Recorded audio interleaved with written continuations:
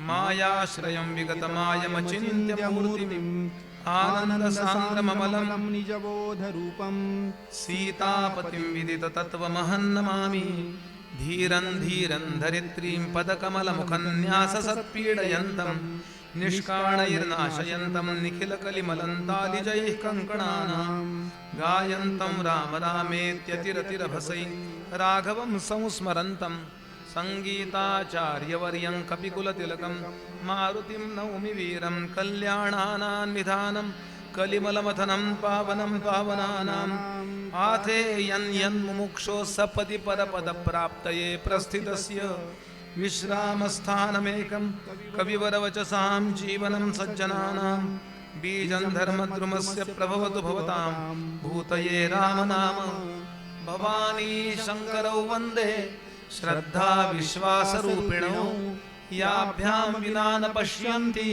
सिद्धा स्वान्तस्थमीश्वरम् आपदामपहर्तारं दातारं सर्वसम्पदां लोकाभिरामं श्रीरामं भूयो भूयो नमाम्यहम् उद्भवस्थितिसंहारकारिणीं क्लेशहारिणीं सर्वश्रेयस्करीं सीतां नतोऽहं रामवल्लभाम् अनेन प्रीयतां देवो भगवान् जानकीपतिः श्रीरामचन्द्रः पूर्वेषाम् अस्माकं कुलदैवतम् श्रोता वक्ता श्रीराम समर्थ श्रीराम समर्थ श्रीराम समर्थ जय जय जय जय रघुवीर समर्थ श्रीराम जय राम जय जय जय राम श्रीराम जय राम जय जय राम श्रीराम जय जय राम राम जय जय राम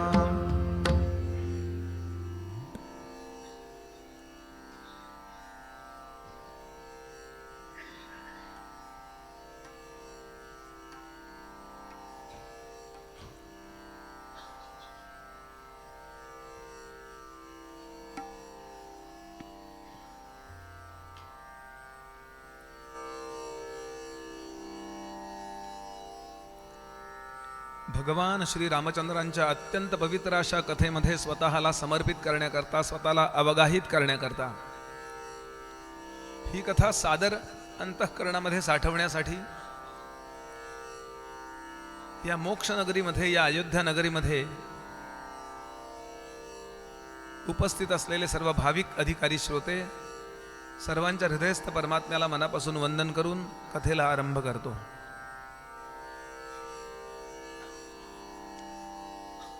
श्री रामकथा मनुष्याला मनुष्यपण शिकवणारी कथा आहे. जीवनात कितीही संकट आली तरी ती सहजपणानं पार करून देण्याचं सामर्थ्य आपल्या चित्तामध्ये वाढवणारी कथा म्हणजे रामकथा आहे. ज्या कथेनं आपला संपूर्ण समाज केवळ सुखी होईल असं नव्हे, तर तो आनंद साम्राज्याचा धनी होईल अशा प्रकारच्या संकल्पना वितरण करणारी कथा म्हणजे रामकथा आहे. प्रपंच करून सुद्धा परमार्थ व्यवस्थित कसा करावा हे शिकवणारी कथा म्हणजे रामकथा आहे.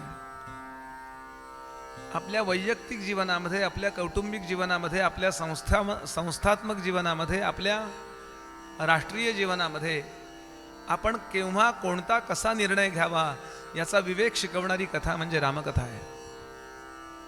रामकथेसारखी दुसरी कथाच नाही आहे जगामध्ये. भारतातल्या कुठल्याही संताला, कुठल्याही कवीला रामांबद्दल बोलल्याशिवाय आणि कृष्णांबद्दल बोलल्याशिवाय आपली लेखणी ठेवावीशी वाटत नाहीये, अशी ही रामकथा आहे. भगवान गोपालकृष्णांना सुद्धा आपला विभूती योग सांगत असताना शस्त्र धारण करणाऱ्यांच्या मध्ये मी राम आहे हे सांगावं वाटलं. रामशस्त्रभृतामहम. सगळ्या क्वालिटीज एकत्र, अमुक एक कमी म्हणून काही नाही. कंप्लीट पर्सनॅलिटी, संपूर्ण व्यक्तिमत्व श्रीराम. म्हणून भारतीय संस्कृतीची प्राणधारा कुठली असेल तर ती रामकथा आहे. वर्षानुवर्ष गेली तरी सुद्धा लोकांना रामकथा ऐकाविषयी वाटते. मला आपण सांगा, आपल्याला काय माहिती नव्हतं आपण ऐकलं त्यातलं? तरी घर सोडून एवढे पैसे खर्च करून आपण इथे आलात आणि अयोध्येमध्ये आम्ही रामकथा ऐकतोय, याचा विचार करून आपले आपण एक्साइट झालात, आपण आपल्या चांगल्या अर्थाने ज्याला म्हणतात तसं उत्साहित झालात. ही कशाची मोहिनी आहे? तर ही रामकथेची स्वतःचीच मोहिनी आहे. बाळशास्त्री हरदास सांगत असत, भसाड्या आवाजात जरी ज्ञानेश्वरी वाचली तरी ज्ञानेश्वरी वाचणाऱ्याला जसं पुण्य मिळतं, तसं वक्त्याच्या सामर्थ्यानं नव्हे, रामकथेच्या स्वतःच्याच गुणवत्तेने कुणीही ती सांगणारी असो, ऐकणाऱ्याचं कल्याणच होतं.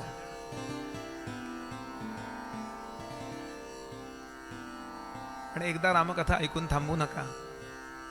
अनेक वक्त्यांकडून ऐका, अनेक वेळा ऐका, आपल्या घरी ऐका. वाल्मिकी रामायण याकरता कदाचित आपल्या जीवनात आलं असेल की मूळ काय माहिती असावं. पण नंतर आलेलं जे असते ना, ते ऐकून आपल्याला शंका येतात की दगडाची स्त्री होते का? समजा उद्या आपल्याला पुलकितनी विचारलं, अशी दगडाची बाई होते का? तर आपल्याला माहिती असलं पाहिजे की मूळ वाल्मिकी रामायणात काय आहे. अहिल्या प्रकरण दगडाची स्त्री झालेली नाहीये. दगडाच्या जीवनाला जसा अर्थ राहत नाही तसा तिच्या जीवनाला अर्थ राहिला नव्हता. आपण नाही का एखाद्याला दगड म्हणतो, अशाही स्त्रीला, सुकलेल्याही स्त्रीला, तिला पश्चाताप झाल्यानंतर रामरायांनी मुख्य प्रवाहामध्ये कसं आणलं? दगडाला पुन्हा जिवंतपणा देणारा राम आहे, असा त्याचा अर्थ आहे. म्हणून वाल्मिकी रामायण ऐकून ठेवलं पाहिजे. दगड पारण्यावर तरंगले असलं काही वाल्मिकी रामायण लिहित नाही. उष्टी बोरं शबरीने दिली नाहीत हो. ती बोर पायऱ्यावर ओळखते वरून. आयुष्य तिचं जंगलात गेलंय, बोर खाऊनच बघायला पाहिजे काय?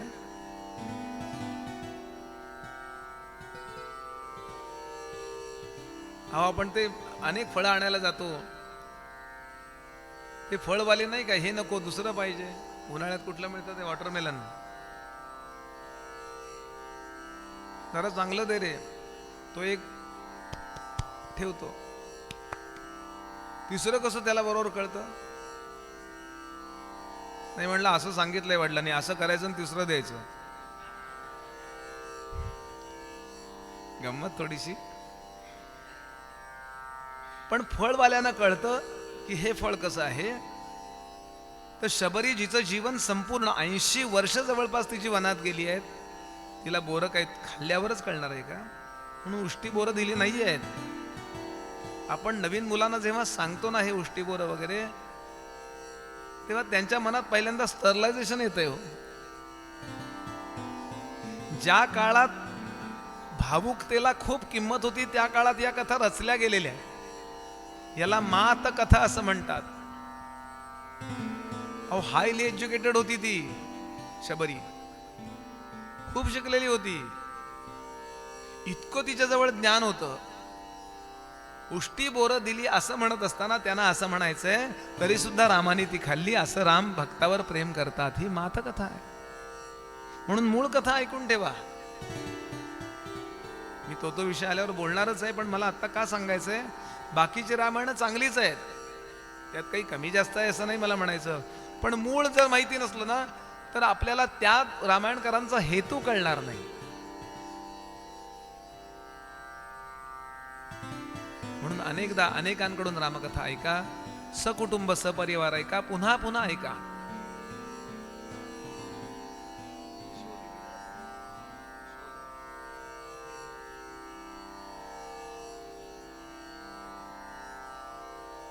मध्यंतरी ज्यांनी शोले नावाचा चित्रपट लिहिला आणि असे अनेक चित्रपट लिहिले, त्या सलीम जावेदची मुलाखत आली होती. मुसलमान आहे तो. शोले चित्रपट किती चालला माहिती आहे आपल्याला? तो म्हणाला, माझा चित्रपट कधी पडणारच नाही मी लिहिलेला. का? मी रामायण महाभारत वाचून हे पिक्चर लिहित असतो. हे त्याचं वाक्य आहे. अहो, ही पुराण आहेत. बाहुबलीमध्ये देवसेना नाव कुठलं आलंय? ते खंडोबाचं आणि मणिमल्लाचं जे युद्ध झालंय ना, त्यावेळेला देवांची सेना उतरत स्वर्गपंथे असं ब्रह्मांड पुराणामध्ये देवसेना हे नाव आलंय. ते त्याने यांनी घेतलं. कशा प्रकारे युद्ध झाली हे पुराण वाचतात लोक आणि चित्रपट लिहितात हो, आणि हे कधीतरी मान्य करतात. भागवतातली किती नावं वापरली तो त्या शोलेमध्ये, जय, विजय, सांबा, कालिया, ही सगळी कुठली नावं आहेत?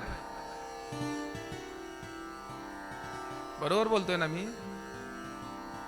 बर, तो म्हणला म्हणून मी त्या दृष्टीने विचार करायला लागलो, ती मुलाखत पाहिली म्हणून. ज्याला जीवनात यशस्वी व्हायचंय त्यानं सातत्यानं रामकथा आणि कृष्ण कथा ऐकावी. समर्थ म्हणाले, माझ्या रामाचे चरित्र सर्वान माझी हे पवित्र, जे का निजानंदासी पात्र ते हे जाण सेविती. निर्विकल्पींचा सोहळा दावी श्रीरामाची लीला, नासोनी देह लोभ विटाळा निजानंदे भरी. दावी योग्य धर्माचरण, शुद्ध सत्वाचे करे रक्षण. ज्ञान वैराग्य नीती लक्षण, जेथे तेथे कोंदले. मुक्तासी वेड लावी, योग्यासही ध्यान विसर्जवी. कर्मठासही गुंगवी, निजसत्व प्रभावे. अंतर्बाह्य आपल्याला सामर्थ्य देणारी कथा म्हणजे रामकथा आहे. फक्त त्या दृष्टीने ती ऐकली पाहिजे. आपण मेंटली फिट असावं, फिजिकली फिट असावं. कुठलंही संकट आलं तरी मात करून पलीकडे जायचं, हेच आउटलुक आहे. कोणीतरी कल्पना केली होती का समुद्रावर सेतू बांधायची? स्वप्नात कुणी विचार केला नव्हता, ते रामाने करून दाखवलं. आणि जाऊन रावणाला ठारच मारलं. राहू दे आता, मध्ये एवढा समुद्र आहे ना, तू तिकडेच राहा. परमात्मा सगळीकडेच आहे. असं अर्धवट वेदांत नाहीये रामायणकडे.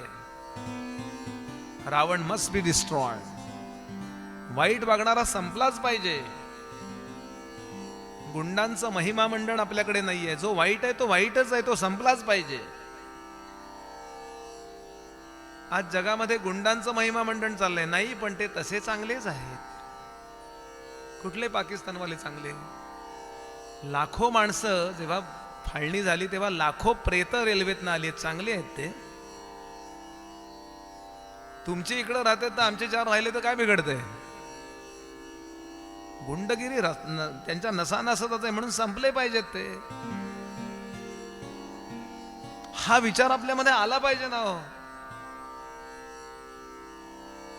हे अहिंसा परमो धर्मवाल्यांनी आपल्या देशाची वाट लावली, लक्षात घ्यावी. स्वच्छ बोलतो मी. रघुपती राघव राजाराम आमचे समर्थही म्हणत असत, आणि हे पण म्हणायचे ना, ईश्वर अल्लाह तेरे नाम सबको सन्मती दे भगवान. कोणाला सन्मती मिळाली? मी का बोलतो हे सगळं? की नेमका नेटका विचार करता आला पाहिजे, आणि तो स्ट्रॉंगली अत्यंत सामर्थ्य संपन्नतेनं केला पाहिजे. समर्थ म्हणाले की समर्थाची या, समर्थ म्हणजे रामराय. समर्थ रामरायाला समर्थ म्हणतात, म्हणून इतक्या वेळा म्हटल्यामुळे आपण त्यांना समर्थ म्हणायला लागलो. समर्थाची या सेवका वक्र पाहे, असा सर्व भूमंडळी कोण आहे. सयाची लीला वर्णिती लोक तिन्ही, नुपेक्षी कदा रामदासाभिमानी. जय जय रघुवीर समर्थ. भरता करता रामराय अत्यंत सौम्य आहेत. आपल्या आई करता सौम्य आहेत, प्रजे करता सौम्य आहेत, पण राक्षस समोर आल्यानंतर चला अरण्यकांडाला आरंभ करूया.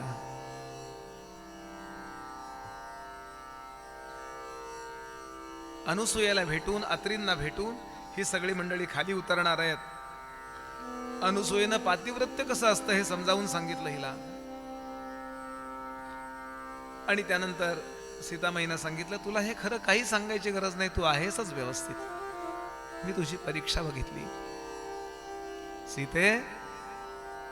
मी वनात राहते, तुलाही वनात राहायचंय 14 वर्ष.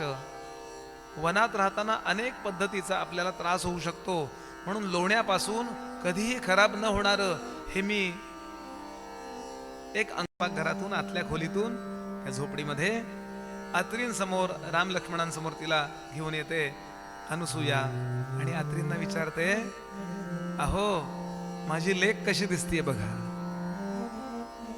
काय ऋषी असतील होय हे. कोरडं प्रेम नव्हे, आनंदी आनंद सगळा. आणि आता वंदन करून ही मंडळी पुढे निघाली आहे. लक्ष्मणाच्या खांद्यावरच्या पेटीतलं ओझं वाढलं. ते गाडगे ते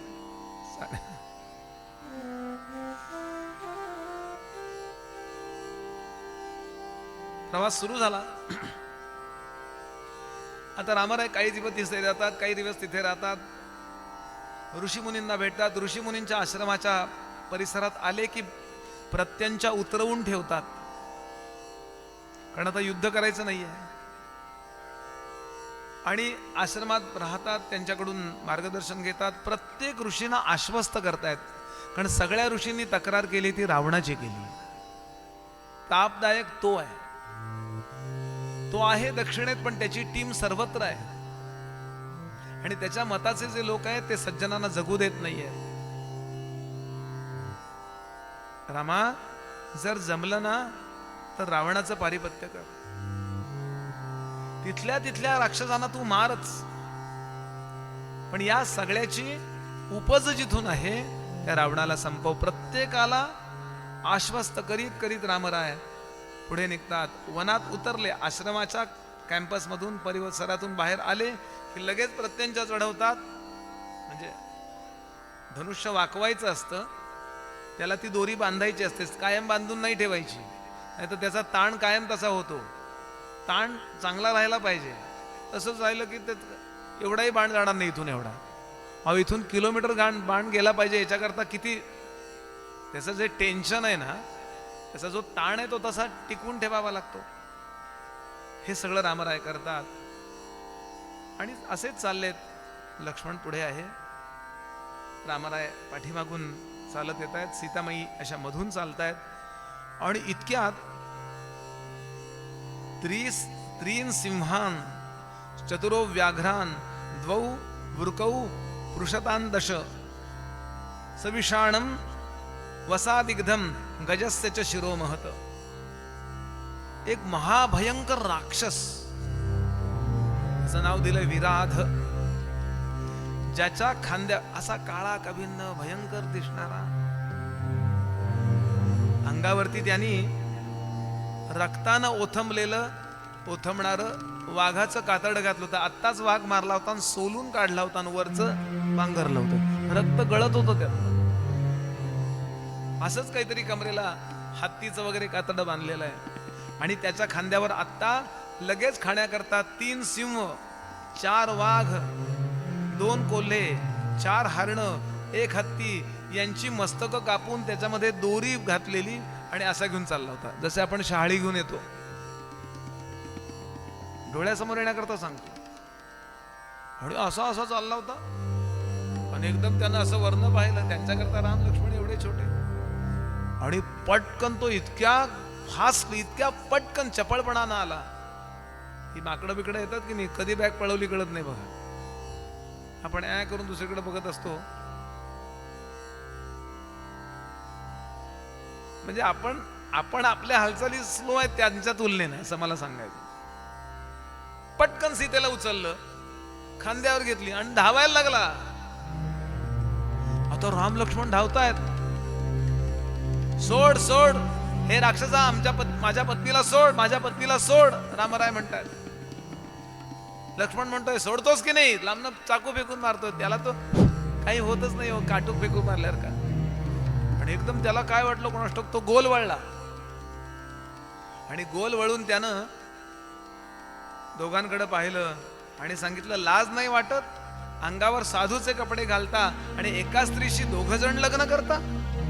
डोक्यातच त्याच्यात ते, तुम्हाला आधी खातो आणि मग या स्त्रीला भोगतो म्हणून तिला खाली ठेवलं आणि दोघांना खांद्यावर घेतलं आणि पळायला लागलं. वर्णन करतात वाल्मिकी. आता काय करावं. रामरायांनी पटकन अमक्या प्रकारचं स्पेशल काहीतरी शस्त्र काढलं आणि खांद्याला जखम होते का पाहिलं. कारण विश्वामित्रांनी शिकवलंय कशा प्रकारचे राक्षस असतात, कोणाचा जीव कुठं असतो. असतं ना ते पूर्वी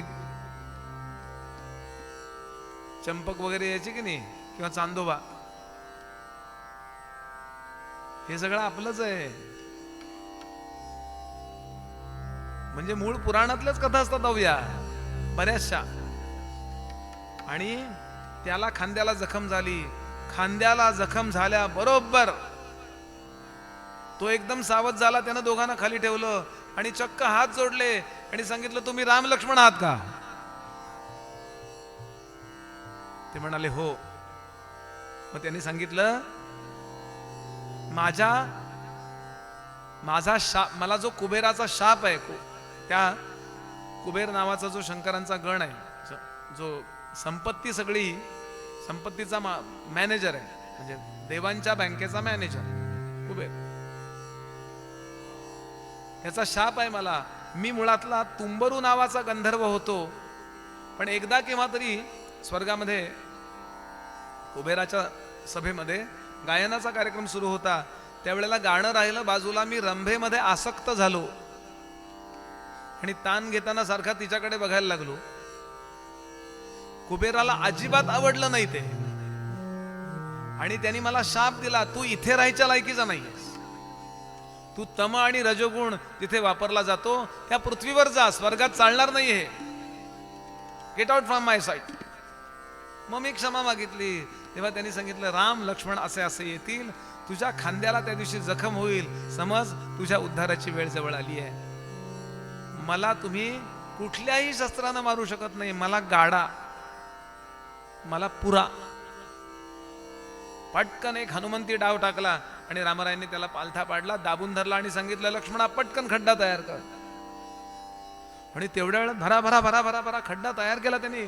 फावडं घेतलं आणि मोठा खड्डा करून त्याला आतमध्ये गाडला. वरनं भरा भरा भरा माती घातली आणि मग त्याच्यातनं ते प्राण निघाले. त्याच्यातनं तो प्रत्यक्षात सूक्ष्मदेह निघाला आणि अत्यंत सुरेख असा सुंदर दिसणारा तो तुंबरू नावाचा गंधर्व वंदन करता झाला आणि तिथून निघून गेला नमस्कार करून. सगळ्यांचा जीव भांड्यात पडला हो. रामराय म्हणाले, सीते म्हणून सांगत होतो तुला येऊ नको.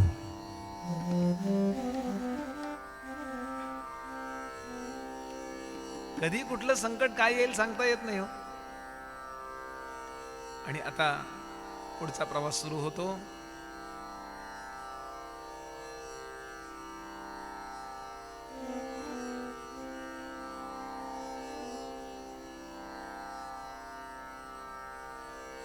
दंडकारण्यात उतरायचंय. आता एक विचार करा, चित्रकूट उतरला म्हणजे उत्तर प्रदेश, इथून मध्य प्रदेशात गेले, इथून नागपूर, नागपूरहून असे खाली नाशिककडं प्रवरा संगम, मग नाशिकला राहिले, इथून खाली असे सरळ गेलेत हम्पी वगैरे, असा त्यांचा प्रवास. पंडित सातवळेकर म्हणून खूप मोठे अधिकारी अभ्यासक होऊन गेले. त्यांनी जमलं तर पंडित सातवळेकरांची पुस्तक रामकथा आणा, मिळते ती, काशीला मिळते, काशीहून मागवली मी. तर त्यांनी मॅप काढलेत आणि इतकं त्यांचं समालोचन आहे, प्रत्येक खंडावरचं त्यांचं स्वतःचं समालोचन आहे. खूप अभ्यास आहे त्यांचा. इतके महान होते पंडित सातवळेकर. औंध यमाई आहे ना, तिथे राहायचंय गोंदवले रस्त्याला, औंध यमाई. आपलं जेवढं डायनिंग टेबल आहे ना, तेवढं त्यांचं रायटिंग टेबल होतं. इतके भारी होते, मी त्यांच्याबद्दल सांगतो, इतके भारी होते, फारच शार्प होते. एकदा केव्हा तरी एक ख्रिश्चन मिशनरी त्यांच्याकडं आपल्या धर्माचा प्रचार करायला आला. ख्रिश्चन धर्म श्रेष्ठ आहे हे काहीतरी लिहित होते. त्यांच्या बाजूला उजव्या हाताला पुस्तकांची एक चवड होती. सगळ्यात खाली श्रीमद भगवद्गीता होती, मध्ये बरीच पुस्तकं होती, सगळ्यात वरती बायबल होतं. कारण या लोकांचे सगळ्या लोक, अहो यांचा कुराणांचा अभ्यास होता, यांचा बायबलचा अभ्यास होता, सगळ्याचा अभ्यास असावा लागतो. मग तुम्ही काहीतरी थोडीशी एक पूर्वरंगाने आख्यान पाठ करून चालत नाही. अभ्यासकांकरता सांगतो. माझे गुरुजी सांगायचे की खूप अभ्यास करा, त्यातलं थोडंसं प्रवचनात सांगा. अण्णाबुवा सांगायचे, सज्जनगडावरचे आमचे प्रमुख. अण्णाबुवांना आमच्या ज्योतिताई ओळखतात, कारण आपल्याकडे औरंगाबादला उतरलेले आहेत, ते राहिलेले आहेत. ते म्हणायचे मकरंद, आमचे गुरुजी होते, आम्हाला प्रवचन तेच शिकवायचे. ते म्हणायचे मकरंद म्हणजे आम्हाला सगळ्यांनाच सांगायचे, प्रवचनाचा अभ्यास करायचा नसतो, अभ्यास करत राहायचं असतं, प्रवचनाची वेळ आल्यावर थोडं प्रवचनात सांगायचं असतं म्हणले. म्हणून तुमच्याकडं कुराण पाहिजे, तुमच्याकडं बायबल पाहिजे, तुमच्याकडं राज्यघटना पाहिजे, हे सगळं तुम्ही वाचलेलं पाहिजे. सगळ्याचा डिटेल अभ्यास शक्य नाहीये, कारण वेळ नाही तेवढा आपल्याकडे, पण सगळं तुम्ही अभ्यासलेलं पाहिजे. थोडंसं काहीतरी सुटपुट असं करून चालत नाही. असे वरती सगळ्यात बायबल होतं आणि सगळ्यात गीता होती. तो समोरचा मनुष्य आला होता, ख्रिश्चन मिशनरी, तो पंडित सातवळेकरांना म्हणाला, पंडित जी, हमारे बाइबल ने आपके गीता को दबा दिया है. त्यांनी चष्मा असा केला, फारच स्ट्रॉंग लोक आहे. ते म्हणाले, वैसा नहीं है, हमारे गीता के आधार पर आपका बाइबल खड़ा है. पहले गीता ही थी, क्या था पहले. म्हणून पंडित सातोळेकरांचं रामायण वाचा. असो, तर ते कसे गेले याचा मॅप दिलाय. इथं गेलेत रामराय, इथं गेलेत, इथं राहिलेत. असं वाल्मिकी रामायणाच्या आधारानं इतके त्यांनी मुद्दे मांडलेत. म्हणजे मला असं वाटतं की एक 7 दिवसात 6 तासात होणार नाही हो. असं वर्षानुवर्ष सांगत ऐकत राहिलं पाहिजे. रोज 1-2 तास. बरं 6 तास जरा ओव्हरडोस होतो, म्हणजे जागा असणाऱ्यांकरता. म्हणून मध्ये मध्ये जाऊ दे मरू दे असं जे होतं ना, ते त्याचं कारण काय, ओव्हर होते. तास 1.5 तासापेक्षा 20 मिनिटापेक्षा मनुष्य अभ्यास करू शकत नसतो जास्त. 20 मिनिटाचं आपलं एक आतली सायकल आहे.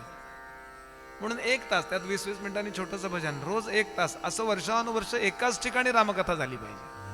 इम्पॉसिबल आहे सध्या तरी, पण सांगून बोलून ठेवतोय मी. मग काहीतरी अभ्यास होईल. पूर्वीच्या काळी म्हणून 4-4 महिने रामायण लावायची पद्धत होती. 4 महिने एकच बुवा यायचा आणि 4 महिने एकच कथा सांगायचं. एकच महाभारत सांगितलं जायचं, एकच. आणि मग लोक अभ्यास. सगळ्या भारतामध्ये ही सगळी पुराणं लोकांना फुकट ऐकायला मिळत होती.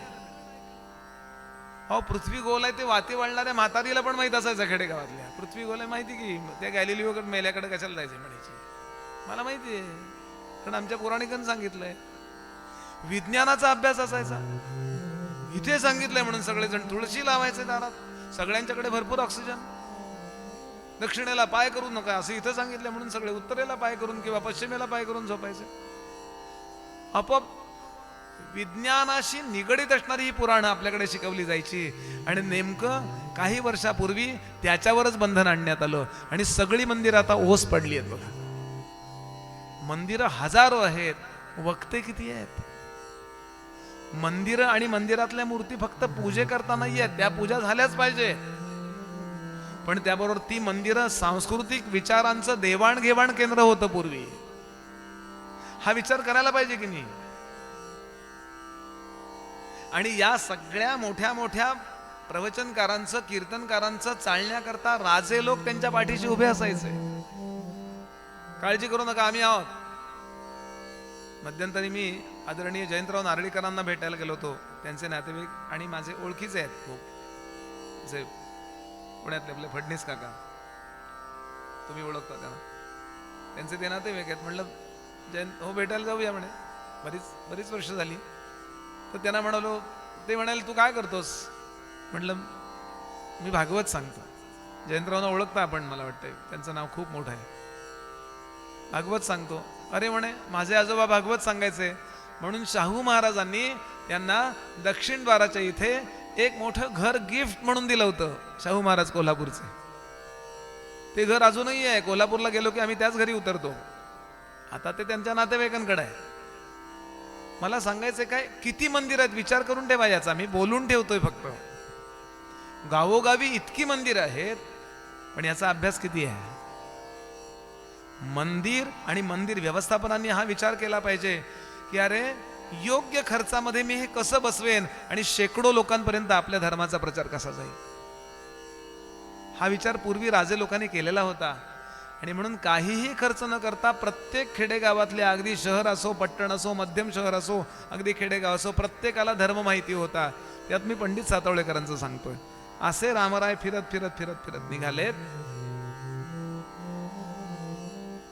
आणि शरभंग नावाच्या ऋषींच्या आश्रमाजवळ आले. ऋषींचं नाव आहे शरभंग. लांबूनच त्यांनी पाहिलं हा शरभंगांचा आश्रम आहे असं वाटतंय.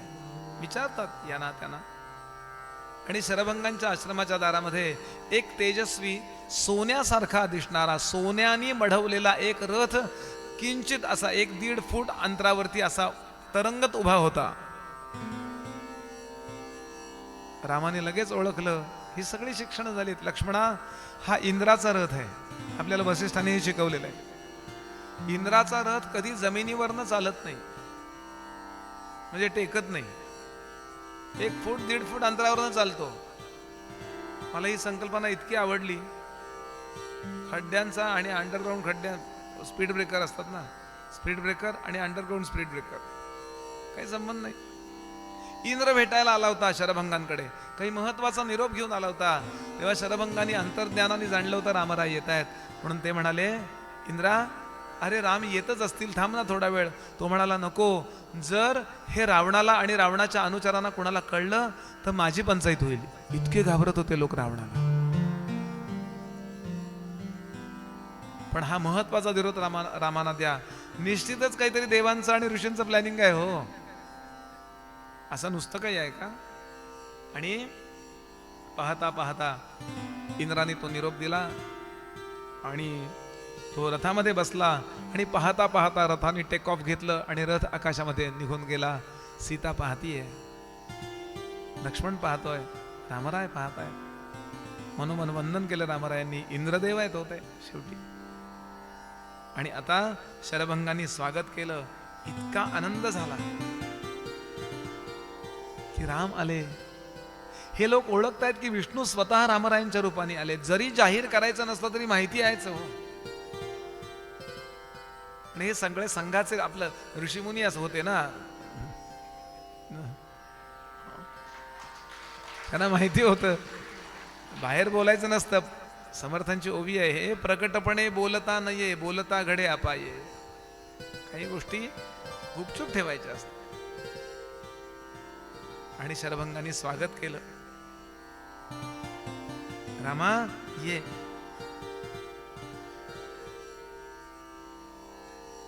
मी तुमचीच वाट पाहत होतो. महत्वाचे काही निरोप दिले तुम्हाला दक्षिणेत. आता अगस्तींचा शिष्य सुतीक्ष्ण यांना भेटायचंय, अगस्तींना भेटायचंय, या ऋषींना भेटायचंय आणि रावणाचं पारिपत्य तुम्हाला करायचंय. रामरायांनी हो सांगितलं.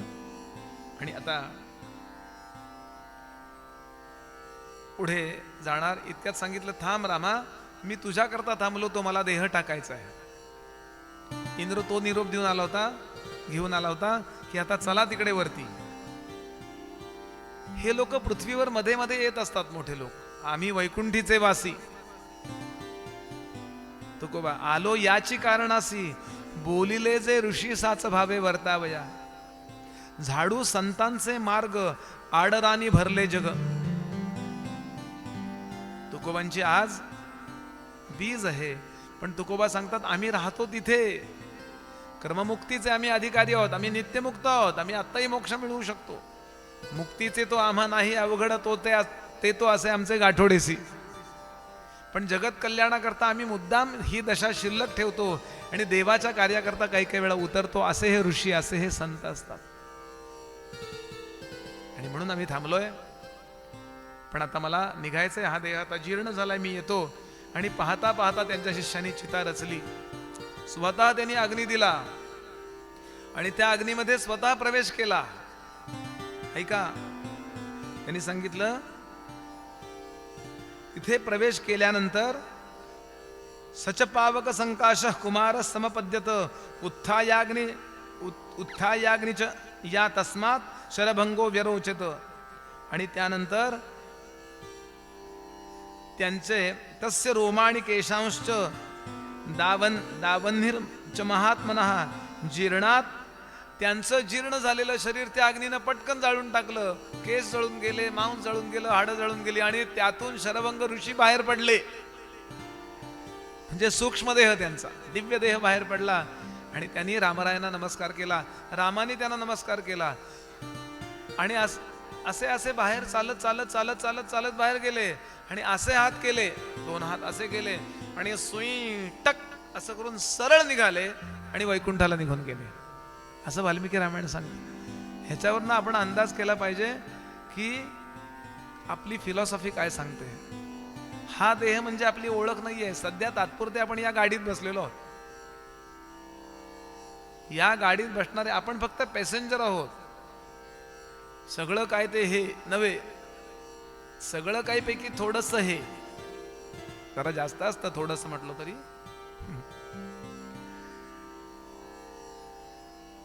इंडियन फिलॉसॉफी लक्षात घेतली पाहिजे. आणि आता हे थोडं थोडं इतरांना कळायला लागलेलं आहे की अशा प्रकारे काही असतं. ऑस्ट्रल बॉडी वेगळी असते, कॉझल बॉडी वेगळी असते, अमुक वेगळं असतं. याचा अभ्यास करायचा असतो आणि याच्याकरता प्राणायाम करायचा असतो. रोज शांत बसून प्राणायाम करावा. एकदम पटकन सगळं ज्ञान, ही माहिती नाही नुसती, लक्षात घ्याल, ही माहिती उपयोगात आणायची असते. आणि याच्याकरता मी काल जे सांगितलं आपल्याला की मेंदूचा मध्य साधा आणि दीर्घ श्वसन करा. प्राणायाम मेंदूचा मध्य आहे ना. मी बोललोय परवा, पण पुन्हा बोलतोय. इथून सरळ रेष मारली, इथून सरळ रेष मारली आणि इथून सरळ रेष मारली आतमध्ये, तर या तिन्ही रेषा ज्या ठिकाणी छेदतील त्या मेंदूच्या मध्यभागी ओंकाराची किंवा आपल्याला गुरुजींनी दिलेल्या नामाची स्थापना करावी आणि ते नाम तिथे गावं. म्हणजे आपल्याला या सगळ्या क्वालिटीज आपल्यामध्ये डेव्हलप होतात, सगळ्या गुणवत्ता आपल्यात येतात. आणि हा देह वेगळा आहे, हा देह वेगळा आपल्याला कळतं. आपण वेगळे आहोत. आपल्याला झोप लागते त्यावेळेला आपल्या या देहाचा काही संबंध नसतो. हे बाजूला पडलेलं असतं कुठंतरी. गाडी जशी आपण पार्किंगला लावतो तसं. आणि नो पार्किंगला लावली की मध्येच उठावं लागतं. हो उठा, इकडे कुठे झोपलात तिकडे जा, नो पार्किंगला गाडी आहे तुमची सध्या.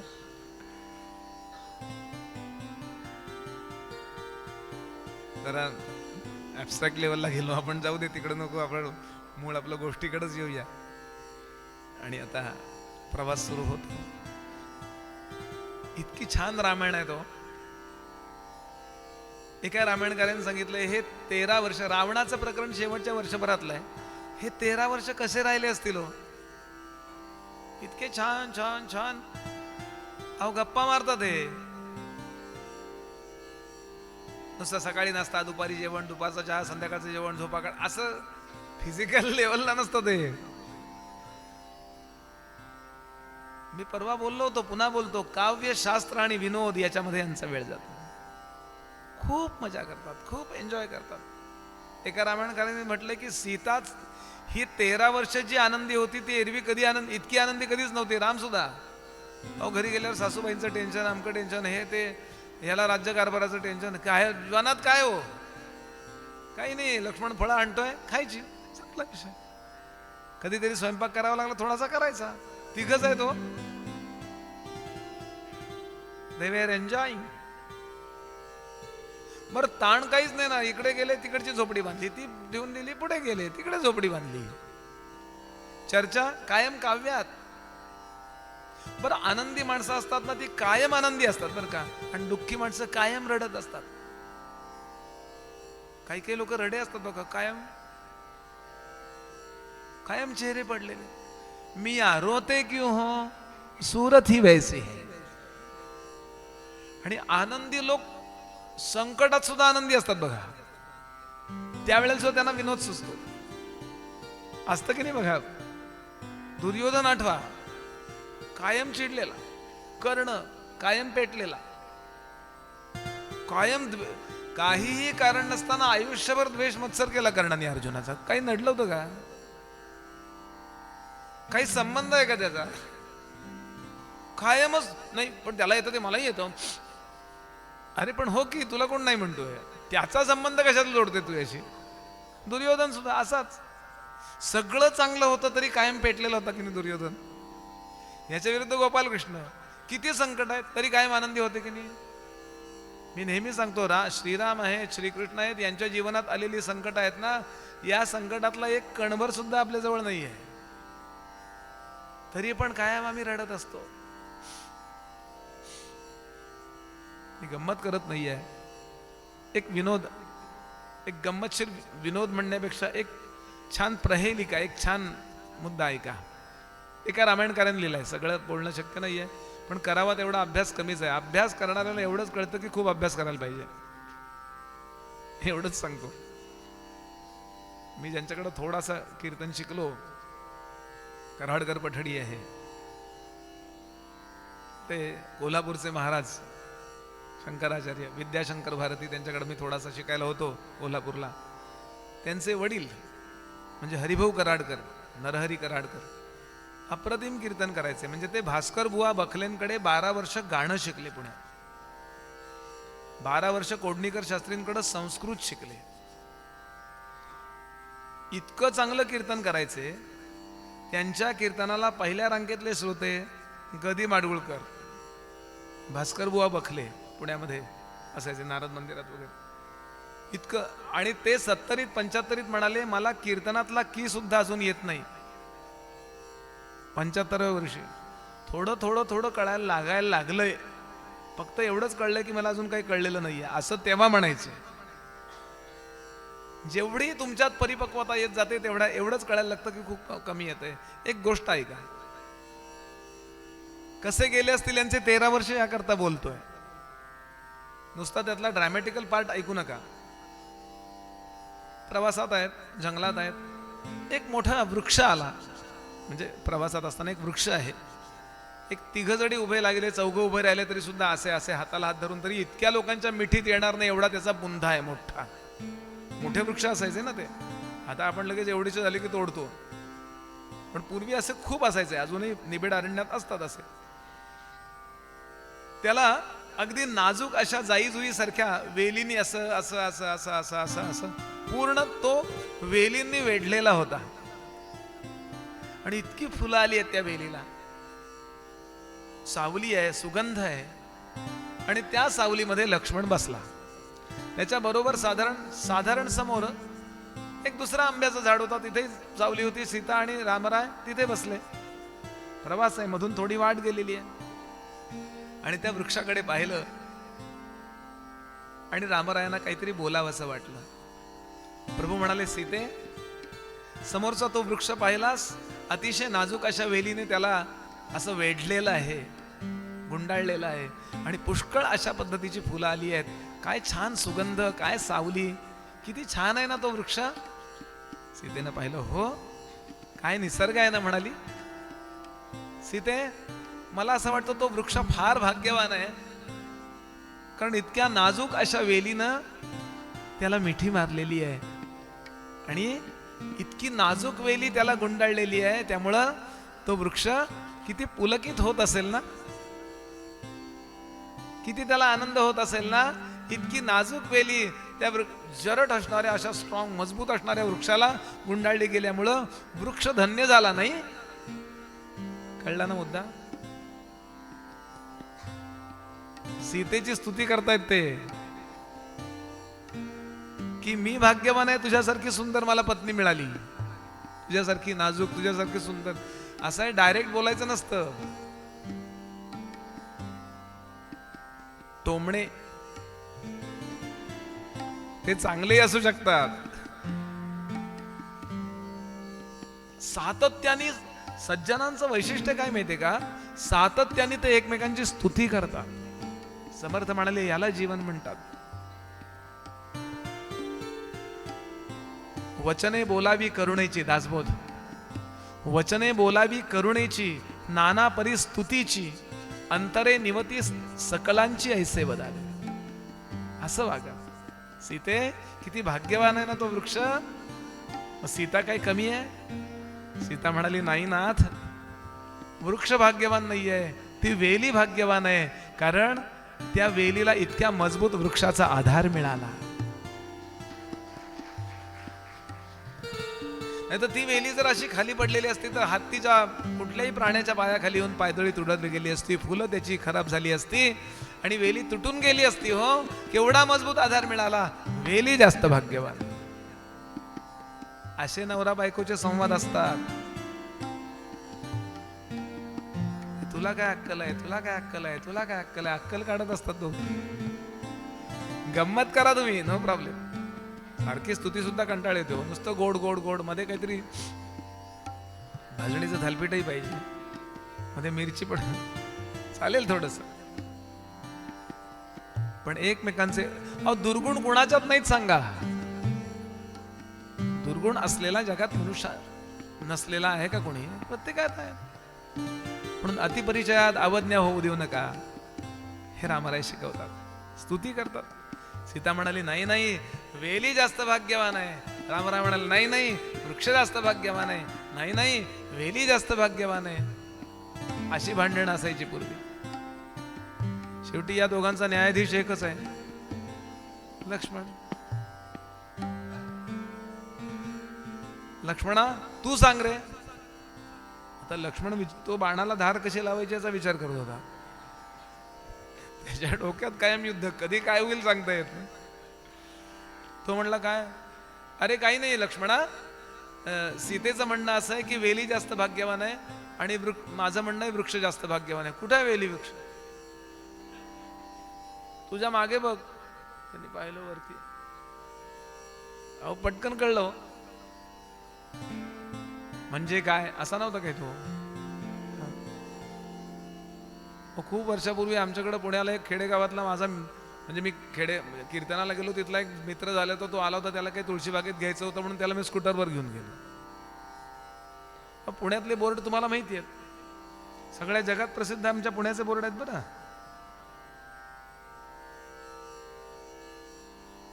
कृपया दारात गाडी उभी करू नये, नाहीतर कुठल्याही चाकातली हवा सोडली जाईल. काय इतके भारी बोर्ड असते. तिथे एक बोर्ड होता खूप जुना, म्हणजे 25 वर्षापूर्वीची घटना सांगतोय मी. त्याला स्कूटरवर तिथे नेलं. त्याला काय पाहिजे, पोळपाट लाटणं, झांजा भिंजा काय पाहिजे त्या तुळशीबागेत सगळं मिळतं तिथल्या. त्या घेतल्या त्यांनी आणि त्याला म्हटलं गंमत म्हणून बोर्ड दाखवलं. हे बोर्ड बघ म्हटलं. हे बघ बोर्ड. काय बोर्ड होता? फक्त पुरुषांचे कपडे शिवून मिळतील. ठीक आहे, जेंट्स टेलर हो. खाली सकाळी 8 ते 12 आणि दुपारी 4 ते 8, संध्याकाळी 8 दुकान उघडे राहील. सोमवारी सुट्टी राहील. वाचता न येणाऱ्याने शेजारच्या दुकानात चौकशी करावी. तुम्ही कसे हसला तसं मी, माझी अपेक्षा होती त्यांनी हसावं. म्हटलं गंमतशीर बोर्ड बघ. त्यांनी ते वाचलं 4 ते 8. बरोबर आहे की म्हटलं, हसण्यासारखं काय. चला म्हटलं स्कूटरवर बसा, घरी चला. अरे विनोद कळत पण नाही तुला. अहो घरी गेल्यावर तो जेवायला बसल्यावर हसायला लागला. म्हटलं काही वेळा लूज कॉन्टॅक्ट असतं किंवा काही ट्यूब उशिरा लागतात ना. 5ला लावून ठेवल्या की ते 8ला लागतात बघा. खेडेगावातले काही ट्यूब असतात ना, अशा हळूहळू चार्ज झाल्यासारखे होतात त्या. ठीक आहे, हरकत नाही. का हसतोय? नाही तो मागासचा बोर्ड बघून हसतो. काय तुमच्या पुण्यातले बोर्ड? म्हटलं पण त्यातला मुद्दा तुला काय आवडला? सकाळी 4 ते 8, सकाळी 8 ते 12, दुपारी 4 ते 8. हे नाही म्हटलं, ते जे सगळं लिहिलंय ना त्याच्यात खाली जे लिहिलं होतं ते मला बघून हसायला आलं. काय वाचता येणार न येणाऱ्यांनी शेजारच्या दुकानात चौकशी करावी. म्हटलं त्यात का हसतोय? नाही पण ते दुकान बंद असल्यावर काय करावं?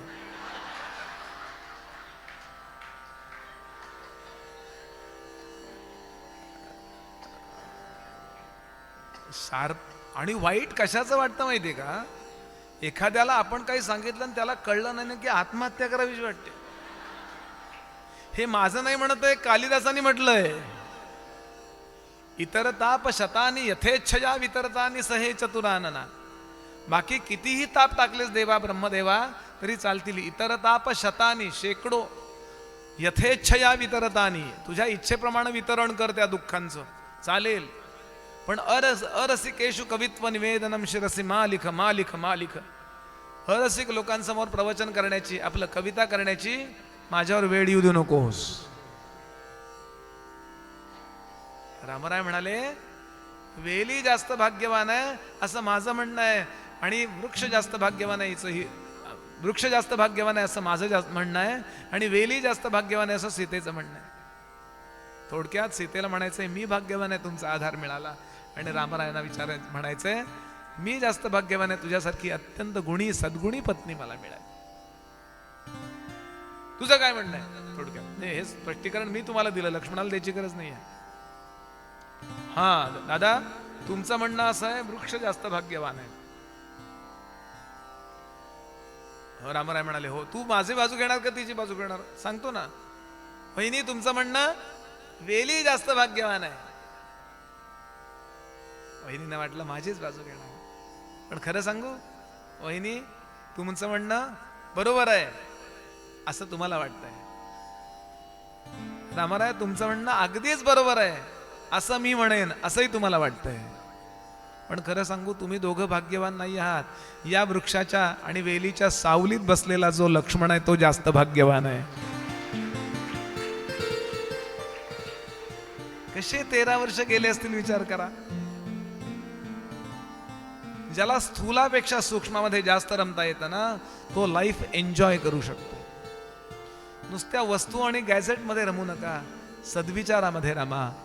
उदात्त अशा चांगल्या विचारामध्ये स्वतःला रमवा. म्हणजे तुम्ही काहीही नसून सुद्धा राजासारखे अत्यंत आनंदात असता. म्हण आहे, सद्विचार असतील तर राज्य कशाला. आणि लाजता येत असेल, स्त्रियांकरता मुद्दा येतो, लाजता येत असेल तर दागिना कशाला, अशी जुनी म्हण होती. छान लाजता येत असेल ना तर दागिने लागत नाही, एक मंगळसूत्र होतं बस पुरे. माधवरांच्या आमचे रामशास्त्री प्रभू यांच्या सौभाग्यवतींच्या जवळ काय होतं? अतिशय गरिबी आहे, न्यायाधीश आहेत ते, फक्त एक मंगळसूत्र, पण छान लाजतात. बस म्हणे एवढं सौंदर्य तुझं पुरे म्हणाले रामशास्त्री. आणि असा अत्यंत आनंदात त्यांचा वेळ चाललाय. असे प्रवास करीत करीत करीत करीत ही मंडळी येऊन पोहोचली, निघालीत पुढे. आता रामराय सगळ्यांना वचन देतात. आश्रमाच्या बाहेर आल्याबरोबर, आश्रमाच्या बाहेर आले की लगेचच्या लगेच पुन्हा ते धनुष्यावरती प्रत्यंच्या चढवतात, बाण हातात घेऊन असे चालले, राक्षसांना मारतात, अमुक करतात, तमुक करतात. सीतेनं बात छेडली. थोडं नाम गाऊया, फार सुंदर आहे, अंतसंवाद आहे.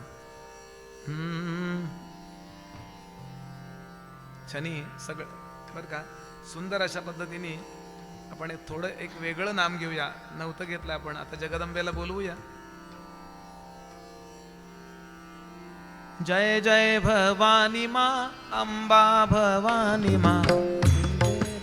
घरातून आतल्या खोलीतून या झोपडीमध्ये आत्रींसमोर, राम लक्ष्मणांसमोर तिला घेऊन येते अनुसूया. आणि आत्रींना विचारते, अहो माझी लेक कशी दिसतीये बघा. काय ऋषी असतील हो हे.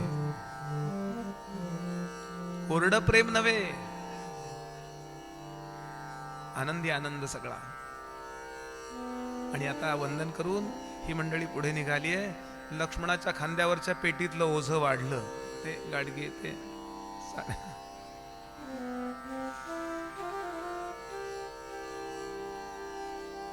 प्रवास सुरू झाला. आता रामराय काही दिवस तिथे राहतात, काही दिवस तिथे राहतात, ऋषीमुनींना भेटतात. ऋषीमुनींच्या आश्रमाच्या परिसरात आले की प्रत्यंच्या उतरवून ठेवतात, कारण आता युद्ध करायचं नाहीये. आणि आश्रमात राहतात, त्यांच्याकडून मार्गदर्शन घेतात. प्रत्येक ऋषींना आश्वस्त करतायत, कारण सगळ्या ऋषींनी तक्रार केली ती रावणाची केली. तापदायक तो आहे, तो आहे दक्षिणेत, पण त्याची टीम सर्वत्र आहे. आणि त्याच्या मताचे जे लोक आहेत ते सज्जनांना जगू देत नाहीये. रामा, जर जमलं ना तर रावणाचं पारिपत्य कर.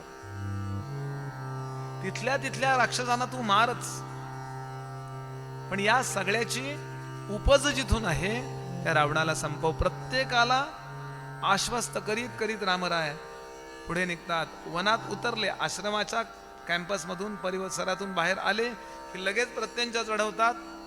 म्हणजे धनुष्य वाकवायचं असतं, त्याला ती दोरी बांधायची असते, कायम बांधून नाही ठेवायची, नाही तर त्याचा ताण कायम तसा होतो. ताण चांगला राहायला पाहिजे. तसंच राहिलं की ते एवढाही बाण जाणार नाही इथून एवढा.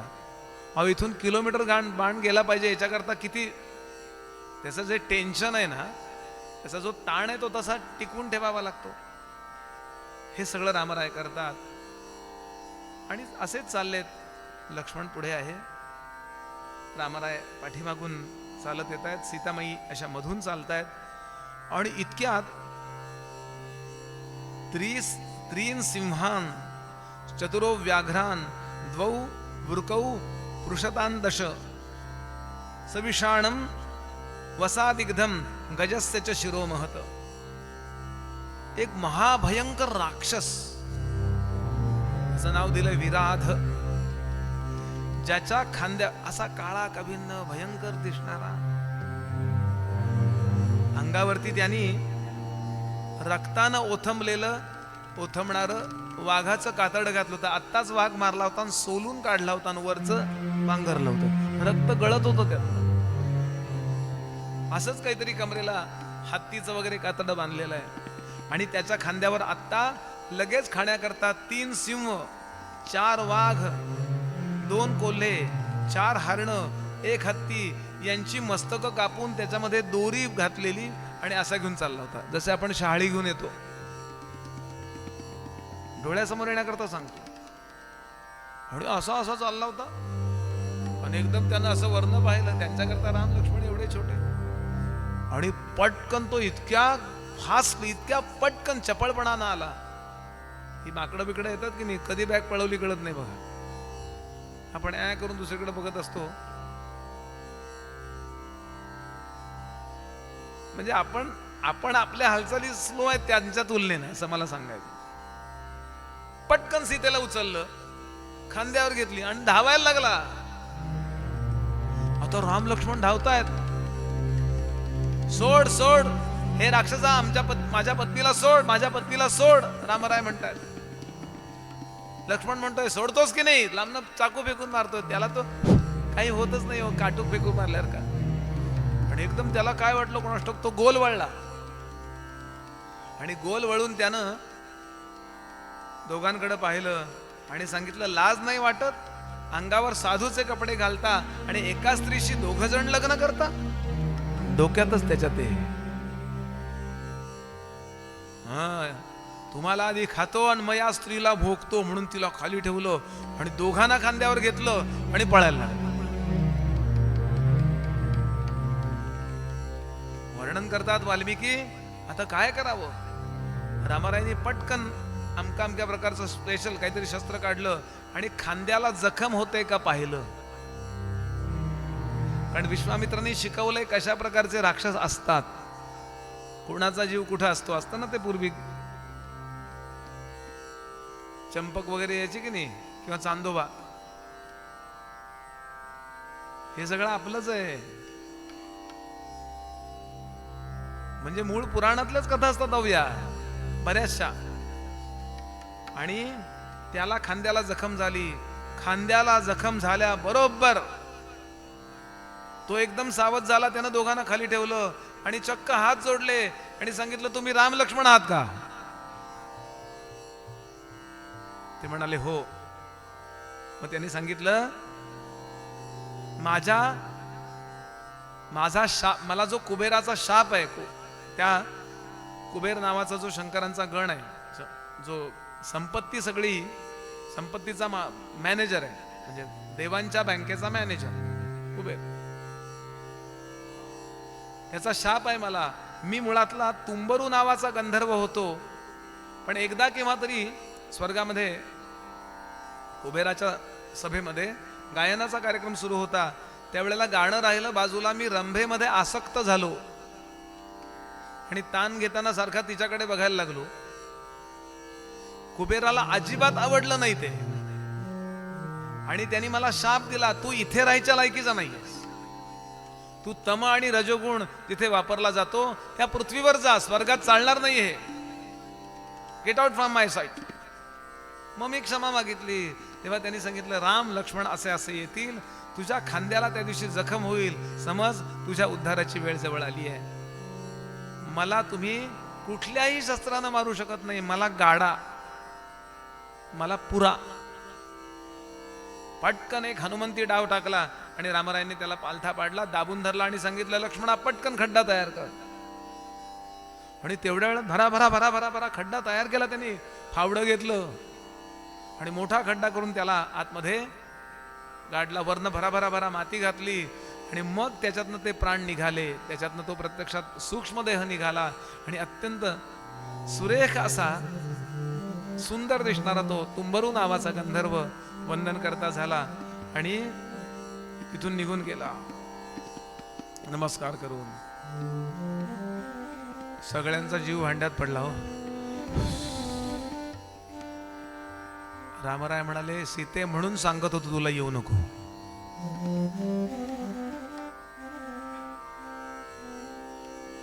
कधी कुठलं संकट काय येईल सांगता येत नाही हो. आणि आता पुढचा प्रवास सुरू होतो.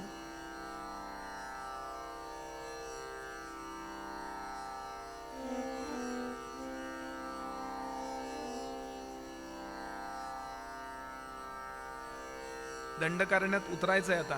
विचार करा, चित्रकूट उतरला म्हणजे उत्तर प्रदेश, इथून मध्य प्रदेशात गेले, इथून नागपूर, नागपूरहून असे खाली नाशिककडं प्रवरा संगम, मग नाशिकला राहिलेत, इथून खाली असे सरळ गेलेत हम्पी वगैरे, असा त्यांचा प्रवास. पंडित सातवळेकर म्हणून खूप मोठे अधिकारी अभ्यासक होऊन गेले. त्यांनी जमलं तर पंडित सातवळेकरांची पुस्तक रामकथा आणा, मिळते ती, काशीला मिळते, काशीहून मागवली मी.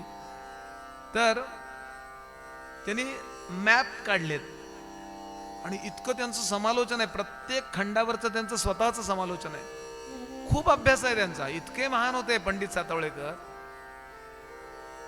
औंध यमाई आहे ना, तिथे राहायचंय गोंदवले रस्त्याला, औंध यमाई.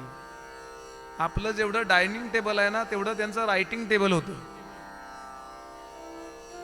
इतके भारी होते, मी त्यांच्याबद्दल सांगतो, इतके भारी होते, फारच शार्प होते. एकदा केव्हा तरी एक ख्रिश्चन मिशनरी त्यांच्याकडं आपल्या धर्माचा प्रचार करायला आला. ख्रिश्चन धर्म श्रेष्ठ आहे हे काहीतरी लिहित होते. त्यांच्या बाजूला उजव्या हाताला पुस्तकांची एक चवड होती. सगळ्यात खाली श्रीमद भगवद्गीता होती, मध्ये बरीच पुस्तकं होती, सगळ्यात वरती बायबल होतं. कारण या लोकांचे सगळ्या लोक यांचा कुराणांचा अभ्यास होता, यांचा बायबलचा अभ्यास होता, सगळ्याचा अभ्यास असावा लागतो. मग तुम्ही काहीतरी थोडीशी एक पूर्वरंगाने आख्यान पाठ करून चालत नाही.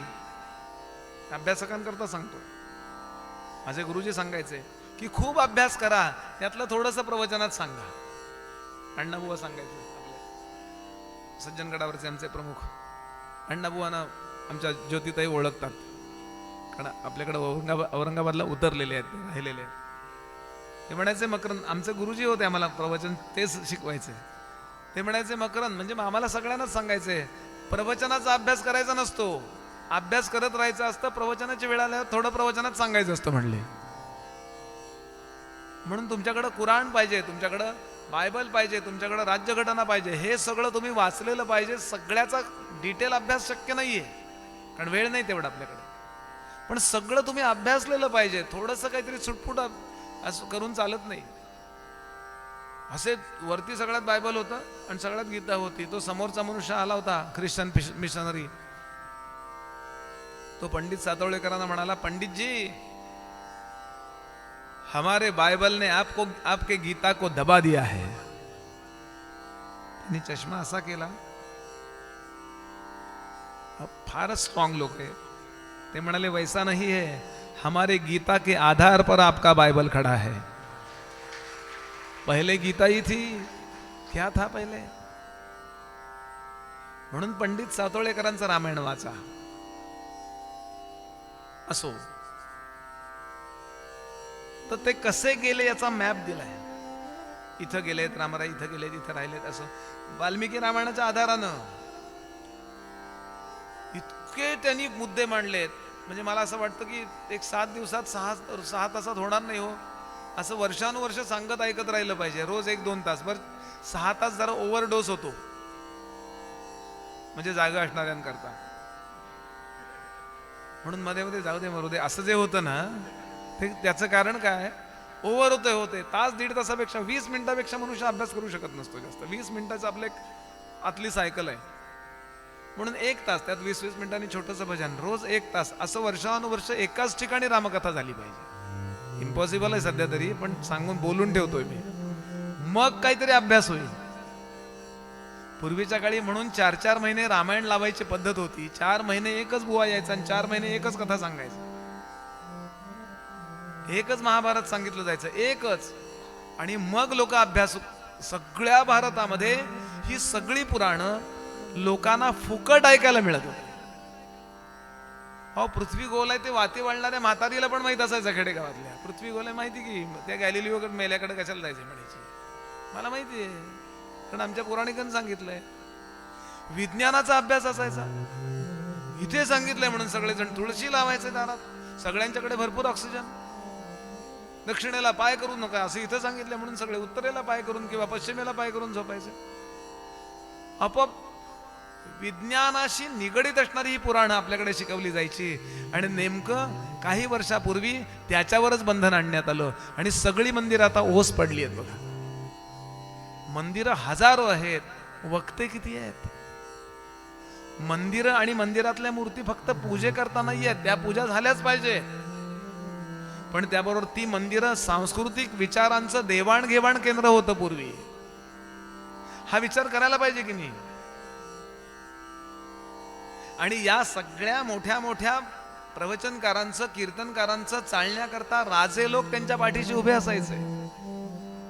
काळजी करू नका, आम्ही आहोत. मध्यंतरी मी आदरणीय जयंतराव नारळीकरांना भेटायला गेलो होतो. त्यांचे नातेवाईक आणि माझे ओळखीचे आहेत खूप, जे पुण्यातले आपले फडणीस काका, तुम्ही ओळखता त्यांना, त्यांचे ते नातेवाईक आहेत. म्हणलं हो भेटायला जाऊया म्हणे, बरीच वर्ष झाली. तर त्यांना म्हणालो, ते म्हणाले तू काय करतोस. म्हटलं मी भागवत सांगतो. जयंतरावना ओळखता आपण, मला वाटतंय त्यांचं नाव खूप मोठं आहे. भागवत सांगतो. अरे म्हणे माझे आजोबा भागवत सांगायचे म्हणून शाहू महाराजांनी त्यांना दक्षिण द्वाराच्या इथे एक मोठं घर गिफ्ट म्हणून दिलं होतं. शाहू महाराज कोल्हापूरचे, ते घर अजूनही आहे. कोल्हापूरला गेलो की आम्ही त्याच घरी उतरतो. आता ते त्यांच्या नातेवाईकांकडे आहे. मला सांगायचं काय, किती मंदिर आहेत विचार करून ठेवा याचा. मी बोलून ठेवतोय फक्त. गावोगावी इतकी मंदिर आहेत, पण याचा अभ्यास किती आहे. मंदिर आणि मंदिर व्यवस्थापनाने हा विचार केला पाहिजे की अरे योग्य खर्चामध्ये मी हे कसं बसवेन आणि शेकडो लोकांपर्यंत आपल्या धर्माचा प्रचार कसा जाईल. हा विचार पूर्वी राजे लोकांनी केलेला होता. आणि म्हणून काहीही खर्च न करता प्रत्येक खेडेगावातले, अगदी शहर असो, पट्टण असो, मध्यम शहर असो, अगदी खेडेगाव असो, प्रत्येकाला धर्म माहिती होता. त्यात मी पंडित सातवळेकरांचं सांगतोय. असे रामराय फिरत फिरत फिरत फिरत निघालेत आणि शरभंग नावाच्या ऋषींच्या आश्रमाजवळ आले. ऋषींचं नाव आहे शरभंग. लांबूनच त्यांनी पाहिलं हा शरभंगांचा आश्रम आहे असं वाटतंय. विचारतात यांना त्यांना. आणि शरभंगांच्या आश्रमाच्या दारामध्ये एक तेजस्वी सोन्यासारखा दिसणारा, सोन्याने मढवलेला एक रथ किंचित असा 1-1.5 फूट अंतरावरती असा तरंगत उभा होता. रामाने लगेच ओळखलं, ही सगळी शिक्षण झालीत. लक्ष्मणा, हा इंद्राचा रथ आहे. आपल्याला वसिष्ठांनीही शिकवलेलं आहे. इंद्राचा रथ कधी जमिनीवरनं चालत नाही, म्हणजे टेकत नाही. 1 फूट 1.5 फूट अंतरावरनं चालतो. मला ही संकल्पना इतकी आवडली. खड्ड्यांचा आणि अंडरग्राऊंड खड्ड्या, स्पीड ब्रेकर असतात ना, स्पीड ब्रेकर आणि अंडरग्राऊंड स्पीड ब्रेकर काही संबंध नाही. इंद्र भेटायला आला होता शरभंगांकडे, काही महत्वाचा निरोप घेऊन आला होता. तेव्हा शरभंगांनी अंतर्ज्ञानाने जाणलं होतं रामराय येत आहेत म्हणून. ते म्हणाले, इंद्रा अरे राम येतच असतील, थांब ना थोडा वेळ. तो म्हणाला नको, जर हे रावणाला आणि रावणाच्या अनुचरांना कोणाला कळलं तर माझी पंचायत होईल. इतके घाबरत होते लोक रावणाला. पण हा महत्वाचा विरोध रामाना द्या. निश्चितच काहीतरी देवांचं आणि ऋषींचं प्लॅनिंग आहे हो, असं नुसतं काही आहे का. आणि पाहता पाहता इंद्राने तो निरोप दिला आणि तो रथामध्ये बसला. आणि पाहता पाहता रथाने टेक ऑफ घेतलं आणि रथ आकाशामध्ये निघून गेला. सीता पाहतीये, लक्ष्मण पाहतोय, रामराय पाहताय. मनोमन वंदन केलं रामरायांनी. इंद्रदेव आहेत होते शेवटी. आणि आता शरभंगांनी स्वागत केलं. इतका आनंद झाला की राम आले. हे लोक ओळखतायत की विष्णू स्वतः रामरायांच्या रूपाने आले. जरी जाहीर करायचं नसलं तरी माहिती आहेच हो. आणि हे सगळे संघाचे आपलं ऋषीमुनी असं होते ना, त्यांना माहिती होतं बाहेर बोलायचं नसतं. समर्थांची ओवी आहे, हे प्रकटपणे बोलता नये, बोलता घडे अपाये. काही गोष्टी गुपचूप ठेवायच्या असतात. आणि शरभंगाने स्वागत केलं. रामा ये.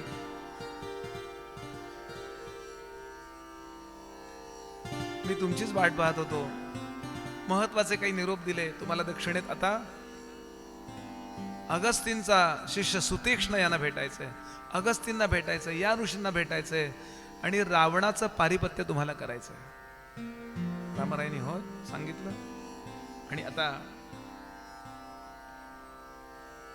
पुढे जाणार इतक्यात सांगितलं, थांब रामा, मी तुझ्या करता थांबलो, तो मला देह टाकायचा आहे. इंद्र तो निरोप घेऊन आला होता की आता चला तिकडे वरती. हे लोक पृथ्वीवर मध्ये मध्ये येत असतात, मोठे लोक. आम्ही वैकुंठीचे वासी, तुकोबा आलो याची कारणासी, बोलिले जे ऋषी साच भावे वर्तावया. झाडू संतांचे मार्ग, आडरानी भरले जग. तुकोबांची आज बीज आहे, पण तुकोबा सांगतात आम्ही राहतो तिथे कर्ममुक्तीचे आम्ही अधिकारी आहोत, आम्ही नित्यमुक्त आहोत, आम्ही आत्ताही मोक्ष मिळवू शकतो. मुक्तीचे तो आम्हा नाही अवघड, तो ते तो असे आमचे गाठोडेसी. पण जगत कल्याणाकरता आम्ही मुद्दाम ही दशा शिल्लक ठेवतो आणि देवाच्या कार्याकरता काही काही वेळा उतरतो. असे हे ऋषी, असे हे संत असतात. आणि म्हणून आम्ही थांबलोय. पण आता मला निघायचंय, हा देह आता जीर्ण झालाय, मी येतो. आणि पाहता पाहता त्यांच्या शिष्याने चिता रचली. स्वतः त्यांनी अग्नी दिला आणि त्या अग्नीमध्ये स्वतः प्रवेश केला. ऐका, त्यांनी सांगितलं तिथे प्रवेश केल्यानंतर सचपावक संकाश कुमार समपद्यत उत्थायाग्निच या तस्मात शरभंगो व्यरोचत. आणि त्यानंतर त्यांचे तस्य रोमाणी केशांश्च दावन्निर्च महात्मनः जीर्णात. त्यांचं जीर्ण झालेलं शरीर त्या अग्नीनं पटकन जाळून टाकलं. केस जळून गेले, मांस जळून गेलं, हाडं जळून गेली आणि त्यातून शरभंग ऋषी बाहेर पडले. म्हणजे सूक्ष्म देह त्यांचा, दिव्य देह बाहेर पडला. आणि त्यांनी रामरायांना नमस्कार केला, रामाने त्यांना नमस्कार केला. आणि असे असे बाहेर चालत चालत चालत चालत चालत बाहेर गेले. आणि असे हात केले, दोन हात असे केले आणि सुई टक असं करून सरळ निघाले आणि वैकुंठाला निघून गेले. असं वाल्मिकी रामायण सांगते. ह्याच्यावरनं आपण अंदाज केला पाहिजे की आपली फिलॉसॉफी काय सांगते. हा देह म्हणजे आपली ओळख नाहीये. सध्या तात्पुरते आपण या गाडीत बसलेलो आहोत. या गाडीत बसणारे आपण फक्त पॅसेंजर आहोत. सगळं काय ते हे नव्हे, सगळं काही पैकी थोडंसं हे, जरा जास्त असतं थोडंसं म्हटलं तरी.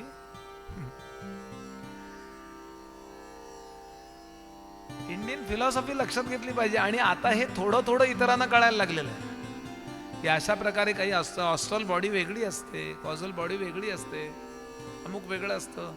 याचा अभ्यास करायचा असतो आणि याच्याकरता प्राणायाम करायचा असतो. रोज शांत बसून प्राणायाम करावा. एकदम पटकन सगळं ज्ञान, ही माहिती नाही नुसती, लक्षात घ्याल, ही माहिती उपयोगात आणायची असते. आणि याच्याकरता मी काल जे सांगितलं आपल्याला की मेंदूचा मध्य साधा आणि दीर्घ श्वसन करा. प्राणायाम मेंदूचा मध्य आहे ना. मी बोललोय परवा, पण पुन्हा बोलतोय. इथून सरळ रेष मारली, इथून सरळ रेष मारली आणि इथून सरळ रेष मारली आतमध्ये, तर या तिन्ही रेषा ज्या ठिकाणी छेदतील त्या मेंदूच्या मध्यभागी ओंकाराची किंवा आपल्याला गुरुजींनी दिलेल्या नामाची स्थापना करावी आणि ते नाम तिथे गावं. म्हणजे आपल्याला या सगळ्या क्वालिटीज आपल्यामध्ये डेव्हलप होतात, सगळ्या गुणवत्ता आपल्यात येतात. आणि हा देह वेगळा आहे, हा देह वेगळा आपल्याला कळतं. आपण वेगळे आहोत. आपल्याला झोप लागते त्यावेळेला आपल्या या देहाचा काही संबंध नसतो. हे बाजूला पडलेलं असतं कुठंतरी. गाडी जशी आपण पार्किंगला लावतो तसं. आणि नो पार्किंगला लावली की मध्येच उठावं लागतं. हो उठा, इकडे कुठे झोपलात तिकडे जा, नो पार्किंगला गाडी आहे तुमची सध्या.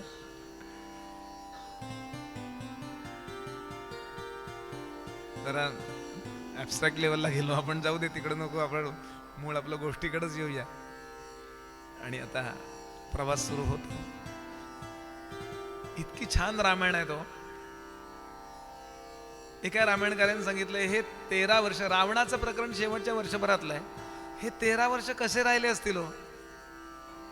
इतके छान छान छान अहो गप्पा मारतात. हे नुसतं सकाळी नाश्ता, दुपारी जेवण, दुपारचा चहा, संध्याकाळचं जेवण, झोपाकाळ, असं फिजिकल लेवलला नसतं ते.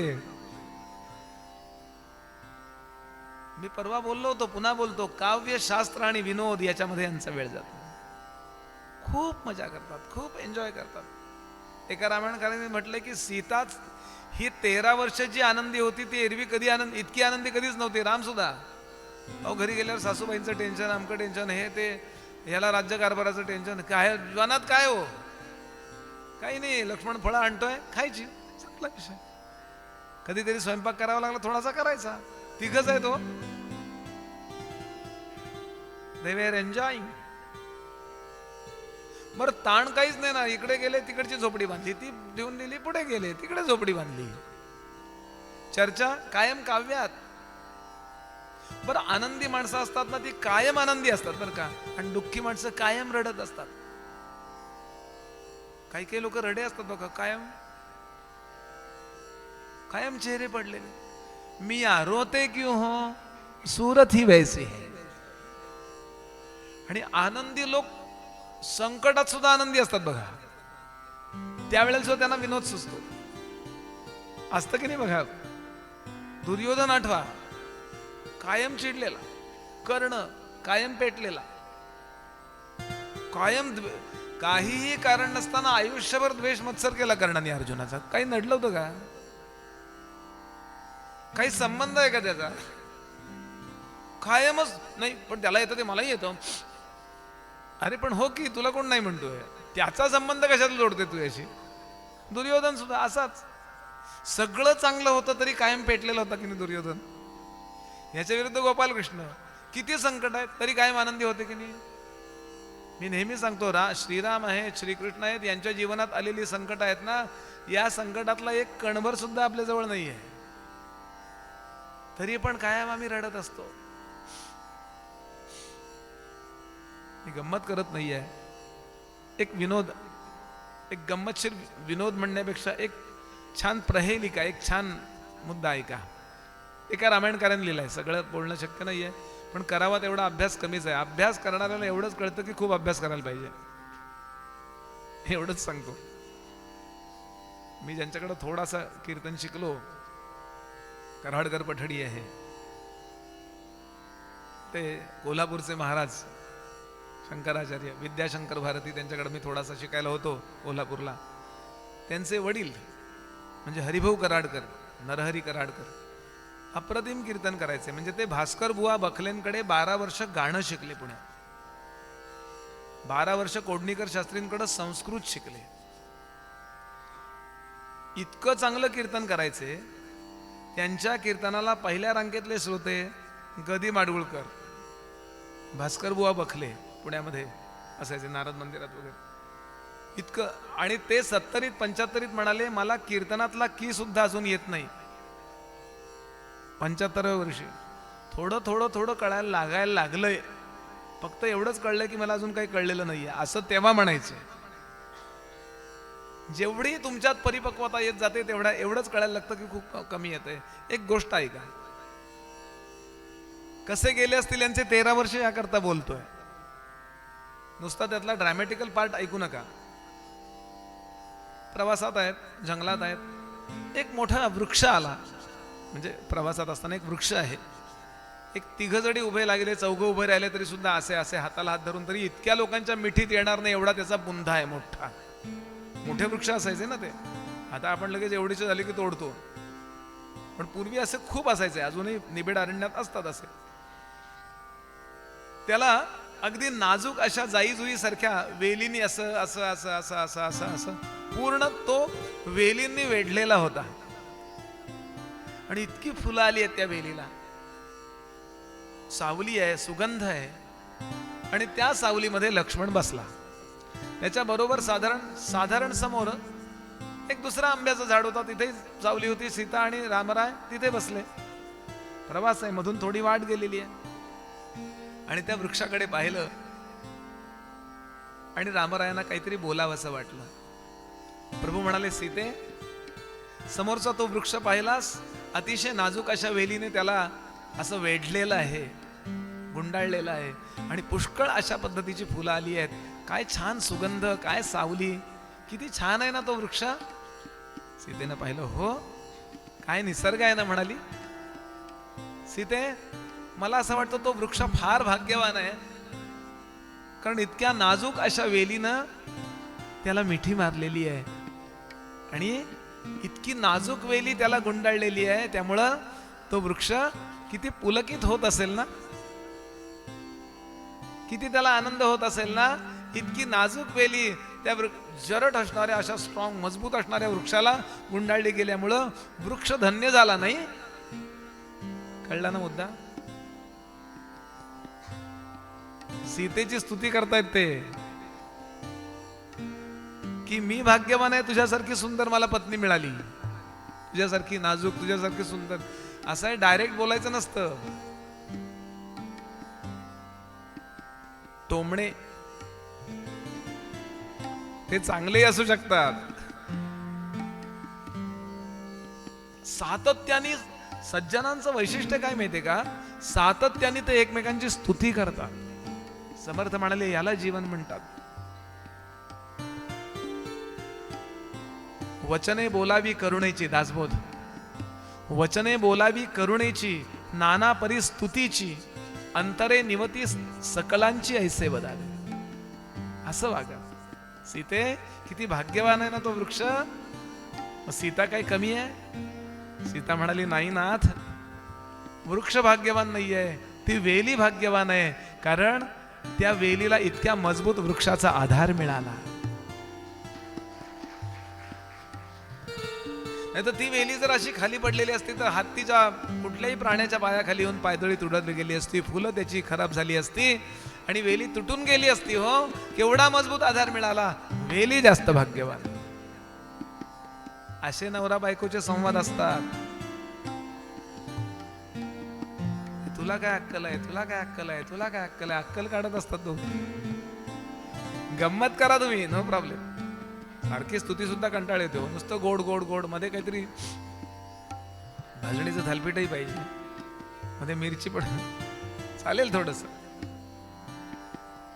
पण एकमेकांचे. अहो, दुर्गुण गुणाच्यात नाहीत सांगा. दुर्गुण असलेला जगात मनुष्य नसलेला आहे का कोणी? प्रत्येकात आहे. म्हणून अतिपरिचयात अवज्ञा होऊ देऊ नका, हे रामराय शिकवतात, स्तुती करतात. सीता म्हणाली, नाही नाही, वेली जास्त भाग्यवान आहे. रामराय म्हणाले, नाही नाही, वृक्ष जास्त भाग्यवान आहे. नाही नाही, वेली जास्त भाग्यवान आहे. अशी भांडण असायची पूर्वी. शेवटी या दोघांचा न्यायाधीश एकच आहे, लक्ष्मण. लक्ष्मणा, तू सांग रे. आता लक्ष्मण तो बाणाला धार कशी लावायची याचा विचार करत होता. त्याच्या डोक्यात कायम युद्ध, कधी काय होईल सांगता येत नाही. तो म्हणला, काय?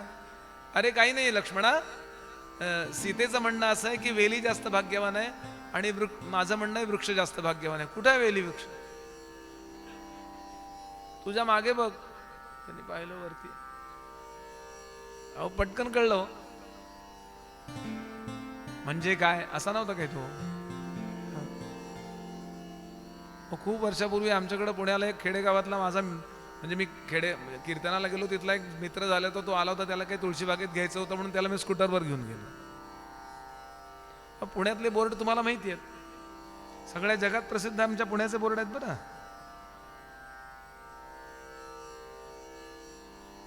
कृपया दारात गाडी उभी करू नये, नाहीतर कुठल्याही चाकातली हवा सोडली जाईल. काय इतके भारी बोर्ड असते. तिथे एक बोर्ड होता खूप जुना, म्हणजे 25 वर्षापूर्वीची घटना सांगतोय मी. त्याला स्कूटरवर तिथे नेलं. त्याला काय पाहिजे, पोळपाट लाटणं, झांजा भिंजा काय पाहिजे त्या तुळशीबागेत सगळं मिळतं तिथल्या. त्या घेतल्या त्यांनी आणि त्याला म्हटलं गंमत म्हणून बोर्ड दाखवलं. हे बोर्ड बघ म्हटलं. हे बघ बोर्ड. काय बोर्ड होता?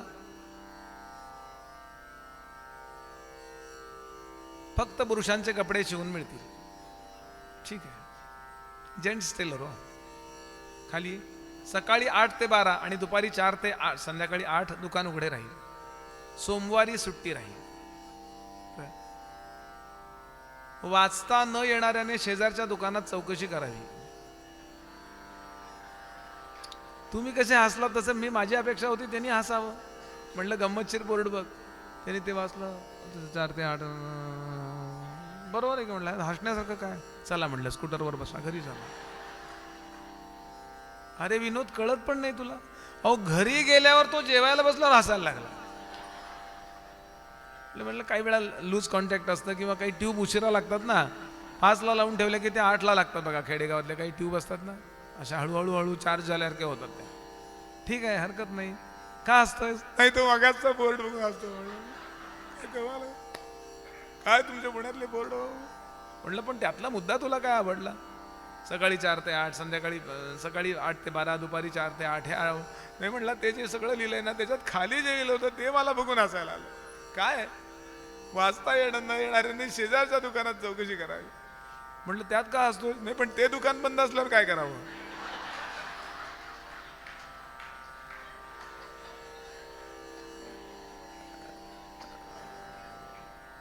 शार्प आणि वाईट कशाचं वाटतं माहितीये का. एखाद्याला आपण काही सांगितलं आणि त्याला कळलं नाही की आत्महत्या करावीशी वाटते. हे माझं नाही म्हणत आहे कालिदासांनी म्हटलंय. इतर ताप शतानी यथेच्छया वितरतानी सहे चतुरानना. बाकी कितीही ताप टाकलेस देवा ब्रह्मदेवा तरी चालतील. इतर ताप शतानी शेकडो यथेच्छया वितरतानी तुझ्या इच्छेप्रमाणे वितरण कर त्या दुःखांचं चालेल. पण अरसिकेशु कवित्व निवेदनम शिरसी मालिक मालिक मालिक. अरसिक लोकांसमोर प्रवचन करण्याची आपलं कविता करण्याची माझ्यावर वेळ येऊ देऊ नकोस. रामराय म्हणाले वेली जास्त भाग्यवान आहे असं माझं म्हणणं आहे आणि वृक्ष जास्त भाग्यवान आहे. वृक्ष जास्त भाग्यवान आहे असं माझं म्हणणं आहे आणि वेली जास्त भाग्यवान आहे असं सीतेचं म्हणणं आहे. थोडक्यात सीतेला म्हणायचंय मी भाग्यवान आहे तुमचा आधार मिळाला आणि रामरायांना म्हणायचंय मी जास्त भाग्यवान आहे तुझ्यासारखी अत्यंत गुणी सद्गुणी पत्नी मला मिळाली. तुझं काय म्हणणं आहे थोडक्यात. हे स्पष्टीकरण मी तुम्हाला दिलं लक्ष्मणाला द्यायची गरज नाही आहे. हा दादा तुमचं म्हणणं असं आहे वृक्ष जास्त भाग्यवान आहे. रामराय म्हणाले हो. तू माझी बाजू घेणार का तिची बाजू घेणार सांगतो ना. वहिनी तुमचं म्हणणं वेली जास्त भाग्यवान आहे. वहिनीने वाटलं माझीच बाजू घेणार. पण खरं सांगू वहिनी तुमचं म्हणणं बरोबर आहे असं तुम्हाला वाटतंय. रामराय तुमचं म्हणणं अगदीच बरोबर आहे असं मी म्हणेन असंही तुम्हाला वाटतंय. पण खरं सांगू तुम्ही दोघं भाग्यवान नाही आहात. या वृक्षाच्या आणि वेलीच्या सावलीत बसलेला जो लक्ष्मण आहे तो जास्त भाग्यवान आहे. कसे 13 वर्ष गेले असतील विचार करा. ज्याला स्थूलापेक्षा सूक्ष्मामध्ये जास्त रमता येतं ना तो लाईफ एन्जॉय करू शकतो. नुसत्या वस्तू आणि गॅजेटमध्ये रमू नका. सद्विचारामध्ये रमा. उदात्त अशा चांगल्या विचारामध्ये स्वतःला रमवा. म्हणजे तुम्ही काहीही नसून सुद्धा राजासारखे अत्यंत आनंदात असता. म्हणे सद्विचार असतील तर राज्य कशाला. आणि लाजता येत असेल स्त्रियांकरता मुद्दा येतो. लाजता येत असेल तर दागिना कशाला अशी जुनी म्हण होती. छान लाजता येत असेल ना तर दागिने लागत नाही. एक मंगळसूत्र होतं बस पुरे. माधवरांच्या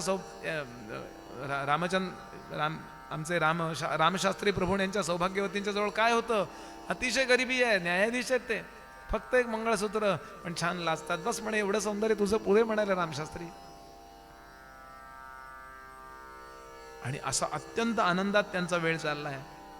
असे प्रवास करीत करीत करीत करीत ही मंडळी येऊन पोहोचली.